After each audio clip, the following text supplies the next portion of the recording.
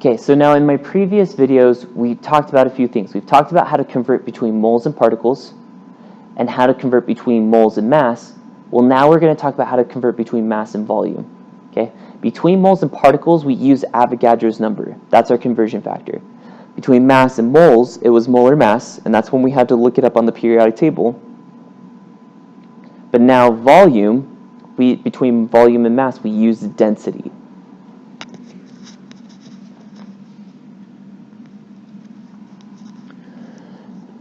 Now, here's an example, and I'm letting you guys know right now, I'm never going to ask you to solve for density. I'm always going to give you density to help you solve for the problem. Now, let's say I have 3.00 times 10 to the 25th atoms of iron, and I want to know how much volume that iron takes up.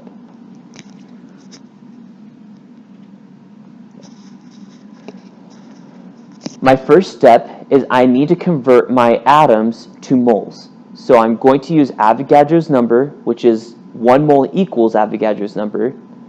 This time, Avogadro's number goes below the line because I want to get rid of atoms.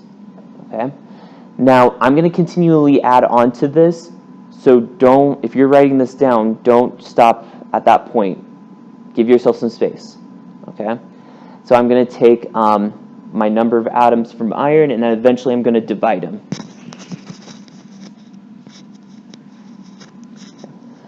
In my next step, I need to find the molar mass. So I look up iron on the periodic table. I see its atomic mass is 55.85 grams. And that goes above the line this time because we're trying to cancel out the moles. Notice the pattern here that they're on opposite sides of the line. Okay? And so that would be our next step.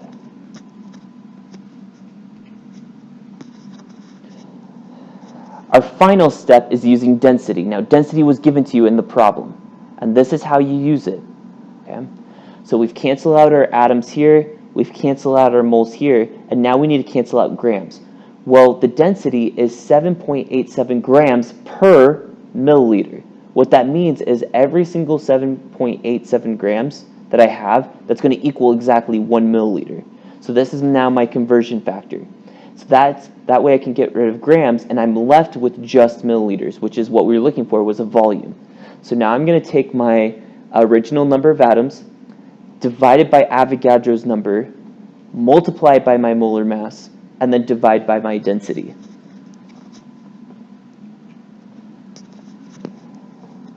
That would give me 353 milliliters, and that's going to be milliliters of iron. Okay? So always pay attention to your units, and make sure you're multiplying and dividing correctly. That's why you set a dimensional analysis, so you make sure that you know exactly what you're doing.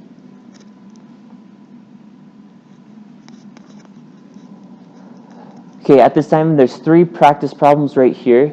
Go ahead and try them on your own. Go ahead and pause the video, work on these problems, and see if you can get the correct answers. Just pay attention to what you're given and what you're looking for. So for example, number 1 says you start with 48.1 milliliters of water. Now, milliliters is a volume, okay? So you need to understand, if you see the unit, you need to know what point you're starting at. So I'm starting at a volume, I'm given the density, and it asks, what is the number of moles? So I have to, for number 1, I have to take that volume, convert it to mass of water, then convert it to moles of water. So I'll let you go ahead and work on that at this time. So go ahead and pause now. Yeah.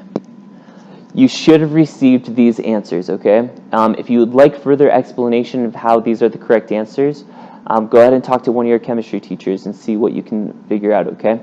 But keep trying. I know this is a lot of work, but the only way you can get better at this is just by practicing. And we'll catch you next time.